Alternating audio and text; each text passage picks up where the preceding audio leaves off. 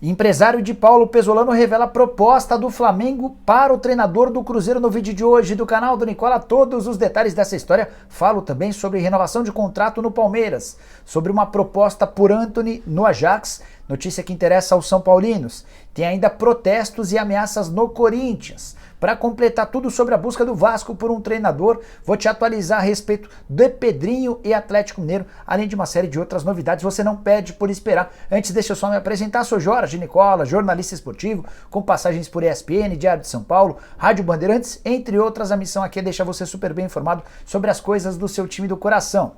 Bora contar que todo esse vídeo tem um oferecimento de Brasino 777, casa de apostas esportivas, que oferece o melhor bônus do mercado, 300% de bônus em depósitos até R$1.000. Você tem noção do que são 300% de bônus? Não vai ficar fora dessa, né? E para você começar a apostar, separei alguns jogos interessantes da Brasino para esse fim de semana. Campeonato Brasileiro. Tem Corinthians e Juventude, Atlético Mineiro e Santos, Fluminense e Atlético Goianiense, Cuiabá e Red Bull, Internacional e Flamengo, partidas do sábado. Já no domingo, Goiás e Ceará, São Paulo e América, Coritiba e Palmeiras, além de Fortaleza e Atlético Paranaense.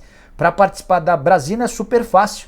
Ou você pega o link que eu vou deixar no comentário fixo, ou aponta o seu telefone celular para o QR Code que está na tela. Já faz o cadastro e começa a apostar, beleza?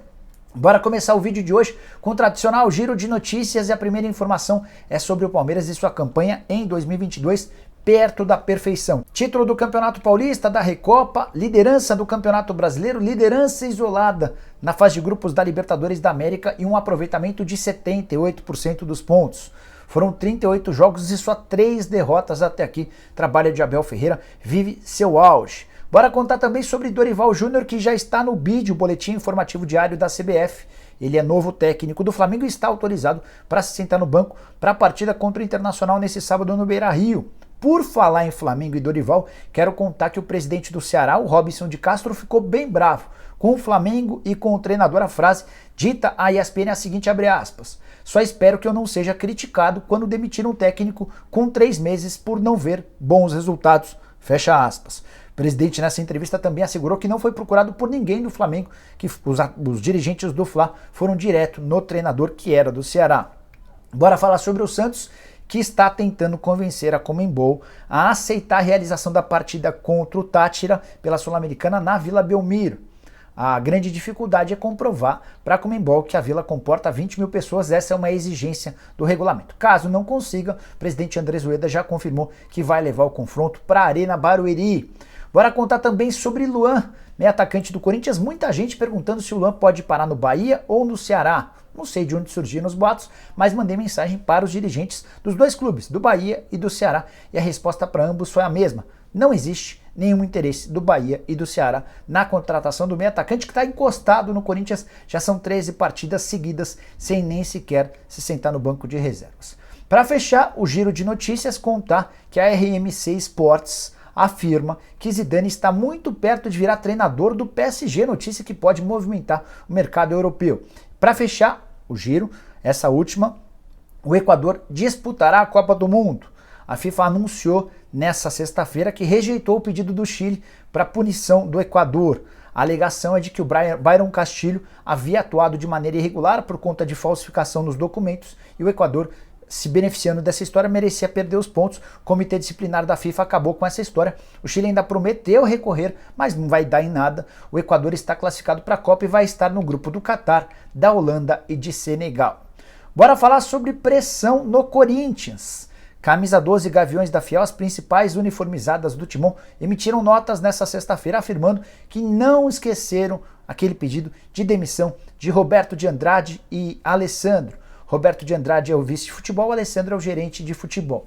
A alegação é de que eles são incompetentes, demoraram para demitir o Silvinho, demoraram para contratar o Vitor Pereira, não souberam conduzir bem a situação do Jô, a ponto de o Jô ter cometido vários deslizes e nada foi punido, não houve punições durante esse período de tempo.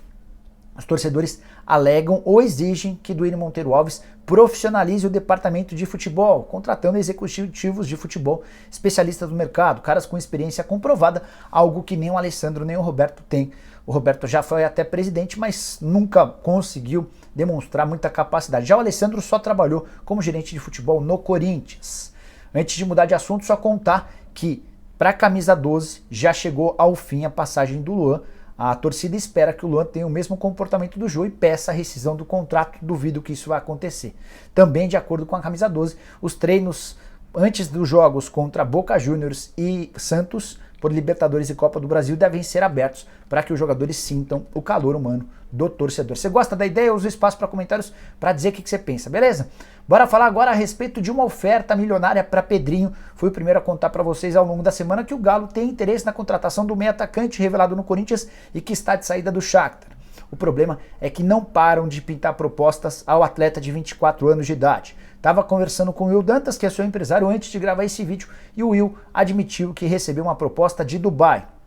Não quis comentar o clube, mas eu descobri que esse time interessado é o Shabab Al Ahly, que acabou de contratar o Leonardo Jardim ao principal clube dos Emirados Árabes Unidos.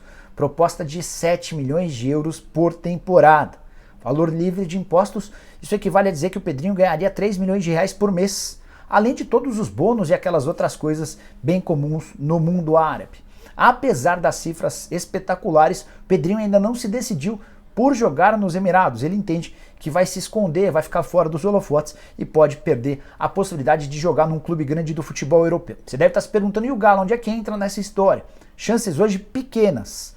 O Pedrinho gostou da possibilidade de jogar no Atlético. Ele entende que é um dos principais times do Brasil, que ele teria a possibilidade de ganhar mais espaço. O Will, inclusive, andou assistindo a jogos do Galo e entende que o Pedrinho também vai ter oportunidade, mas diante das cifras diferentes em relação ao que o Pedrinho pode ganhar na Europa ou na Arábia, na comparação com o Brasil vai ficar difícil, além do fato de o Atlético querer a contratação do Pedrinho por empréstimo com opção de compra, e nesse momento o Shakhtar só aceita negociá-lo em definitivo. Está cada vez mais difícil imaginar que o Pedrinho possa ser contratado. Bora falar agora sobre André Jardine. Técnico com passagens muito boas nas categorias de base do São Paulo, foi também técnico da Seleção Brasileira Sub-20 e nesse momento está à frente do Atlético São Luís, do México. O Jardine foi sondado recentemente por dirigentes vascaínos. O Vasco segue em busca de um substituto para Zé Ricardo, que foi trabalhar no Japão. Conversei com uma pessoa envolvida nas tratativas e posso te assegurar que é difícil a chance de o André Jardine rescindir seu contrato no México. Além da estabilidade e do momento muito legal à frente do clube, ele assume o Atlético São Luís na última colocação e consegue uma classificação inédita para a fase de mata-mata. Ainda há uma multa rescisória de $1 milhão que certamente causaria dificuldades. Até porque a 777 não se comprometeu a ajudar o Vasco na contratação do técnico. Esse movimento vai ser feito um pouquinho mais para frente. Diante desse cenário e do alto salário a que tem direito o André Jardine no Atlético São Luís, apesar de ter gostado da procura do interesse vascaíno, a tendência é que André Jardine não se acerte com o Cruz Maltino. Bora falar agora sobre Palmeiras e renovação de contrato. O Verdão tem conseguido fazer vários movimentos importantes em cima dessa ideia de estender contratos de atletas bem-sucedidos. Danilo, Wesley, Vanderlan, Gustavo Garcia e Hendrick acertaram recentemente contratos. O Hendrick um primeiro contrato profissional, todos os outros a extensão dos seus vínculos. O próximo dessa lista é Luan, zagueiro que estava 3 meses fora, voltou recentemente. Só para lembrar que o Luan tem contrato até dezembro de 2023, mas a ideia do Palmeiras é estender esse vínculo por mais 1 ou 2 anos além do contrato de 2023. Luan, que tem 184 jogos, 7 gols e 7 títulos com a camisa alviverde, havia chegado ao clube em 2017. O grande ponto é em relação a Gustavo Scarpa. O vínculo se encerra em 31 de dezembro. Palmeiras fez uma proposta de renovação do contrato. O Scarpa respondeu com uma contraproposta, uma diferença bem grande, de algo na casa dos R$400 mil por mês de salário, a diferença entre a pedida e a oferta. O Scarpa não esconde seu interesse em jogar no futebol europeu. Essa definição deve demorar mais algum tempo. Eu perguntei para um dirigente do Palmeiras sobre o caso, essa pessoa assegurou que não existe nenhuma novidade. Quero falar agora sobre Manchester United com proposta oficial ao Ajax por Antony. Informação exclusiva que daqui a pouco você vai ver em outros portais. Espero que todo mundo dê o crédito. O Manchester United, a pedido de Erik ten Hag, ofereceu 45 milhões de euros ao Ajax para a contratação do ex-jogador do São Paulo. Ainda não há uma resposta definitiva, mas a tendência é que o Ajax não aceite essa oferta. A intenção do Ajax é vender o brasileiro por cifras bem mais altas. Esse movimento da ida do Antony para o Manchester United ainda deve demorar um pouquinho. Além da necessidade de aumentar as cifras, tem um outro ponto, o Ajax está em pleno movimento de reformulação, mudança de técnico, mudança também no comando técnico, 2 diretores novos, eles estão tentando entender todos os processos antes de colocar o Ajax na prateleira de mercado, para buscas de contratações e também para vendas de atletas. Um vídeo de uma pessoa que é próxima do Antony a respeito desse assunto, o seguinte, abre aspas, o Antony é o pedido número 1 do Erik ten Hag, é só questão de tempo e das tratativas para o acordo ser fechado, fecha aspas. Por que esse assunto interessa ao São Paulo? O tricolor ficou com 20% da mais-valia na negociação com o Ajax. O Ajax havia comprado o Antony por 16 milhões de euros. Tudo que exceder 16 milhões de euros, São Paulo fica com 20%. Então vamos trabalhar com essa proposta de 45 milhões de euros que não será aceita. É possível que nos próximos dias o Ajax já diga que quer mais. Mas vamos trabalhar com esse número. 45 milhões de euros menos 16, a gente está falando de um lucro de 29 milhões de euros. São Paulo ficaria com 20% desse lucro, ou mais ou menos 152 milhões é o lucro de 29 milhões de euros, né? O São Paulo ficaria, como resultado final dessa operação, com 30 milhões de reais. O tricolor estima faturar entre 40 e 50 milhões de reais com o aumento da proposta que certamente aparecerá. Antony é muito bom jogador, só não está atuando pela seleção brasileira nos últimos amistosos, porque se recupera de contusão. E é o queridinho do Erik ten Hag, novo treinador do Manchester United. Bora falar agora sobre outra informação exclusiva para vocês. O Flamengo fez contato com Paulo Pesolano, treinador do Cruzeiro, antes de fechar com o Dorival Júnior. A revelação foi feita para mim pelo próprio empresário do Pesolano, o Matias Ferragutti. O empresário falou o seguinte, abre aspas, houve um contato comigo, mas o Paulo quer terminar o ano no Cruzeiro. O agente completa, abre aspas, e ele está feliz no Cruzeiro e não pensa em outra coisa hoje, fecha aspas. Então, diante da procura do clube mais rico e mais popular do país e do não do Pesolano, acho que o torcedor do Cruzeiro pode ficar bem tranquilo em relação ao assédio de clubes brasileiros. Se dá para cravar que o Pesolano sairia ou não para propostas de fora, isso não dá para dizer. Mas no Brasil, diante desse assédio confirmado do Flamengo, que é o principal clube, o mais popular do país, e da recusa do Pesolano, acho que o torcedor do Cruzeiro tem motivos para estar bem tranquilo. E olha que a multa rescisória no contrato do Pesolano com o Cruzeiro é baixa, porque o seu salário também é baixo. O custo do uruguaio, com toda a sua comissão técnica, gira na casa dos 200 mil reais por mês. É certamente um dos treinadores mais mal pagos entre os treinadores de clubes grandes no Brasil em atividade nessa temporada. Pesolano quer completar o trabalho que está fazendo, ele entende que tem grandes chances de conquistar o acesso e também o título da Série B, e ele quer coroar essa passagem no Cruzeiro com um grande resultado. Acho que dá para entender a posição do treinador uruguaio, que é muito, mas muito bom.